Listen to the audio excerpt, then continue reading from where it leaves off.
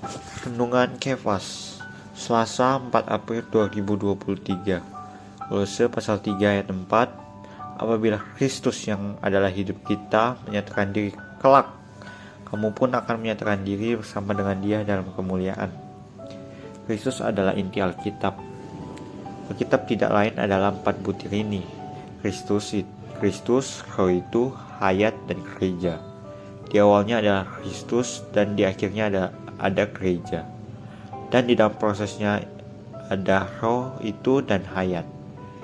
Setiap hal yang dibicarakan dalam Alkitab adalah 4 butir ini. Hanya Kristuslah realitas. Dia adalah wujud dari segala sesuatu. Jika tidak ada Kristus, tidak ada Roh, juga tidak ada hayat dan gereja. Jika ada Kristus, ada realitas dan substansi. Kristus adalah Roh itu. Roh itu adalah hayat, dan hayat menghasilkan gereja. Tanpa Kristus tidak ada Roh.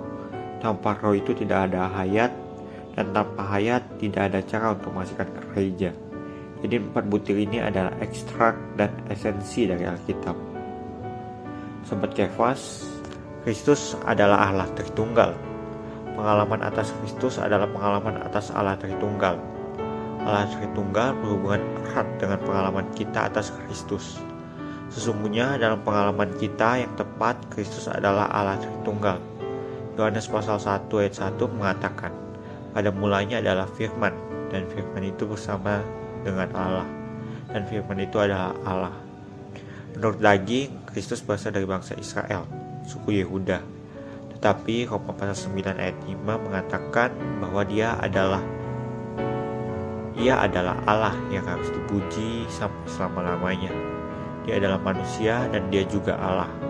Dia adalah Allah Putra. Dan Dia juga Allah Tritunggal yang terpuji selama-lamanya.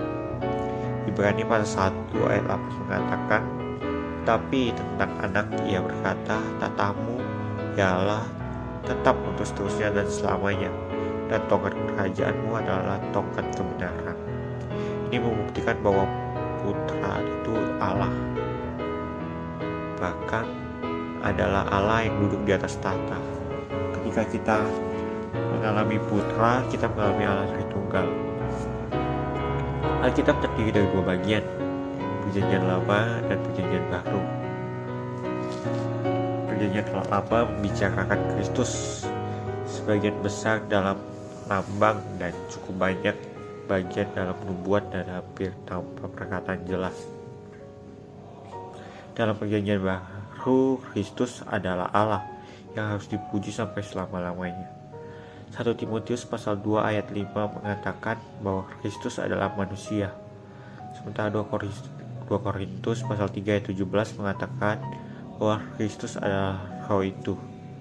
1 Korintus pasal 1 ayat 30 mengatakan kepada kita bahwa Kristus yang oleh Allah telah menjadi hikmat bagi kita, keadilan dan kekudusan dan penebusan. Kolose pasal 3 ayat 4 mengatakan bahwa Kristus adalah hayat kita, dan Efesus pasal 3 ayat 8 mengatakan bahwa Kristus adalah pesona yang kaya tak terduga.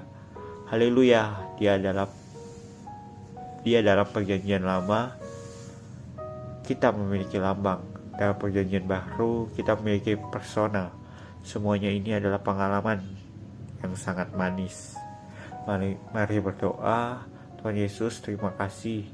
Dikau bukan Allah yang jauh bagiku, tetapi Dikau Allah yang dekat dan bisa aku alami hari demi hari.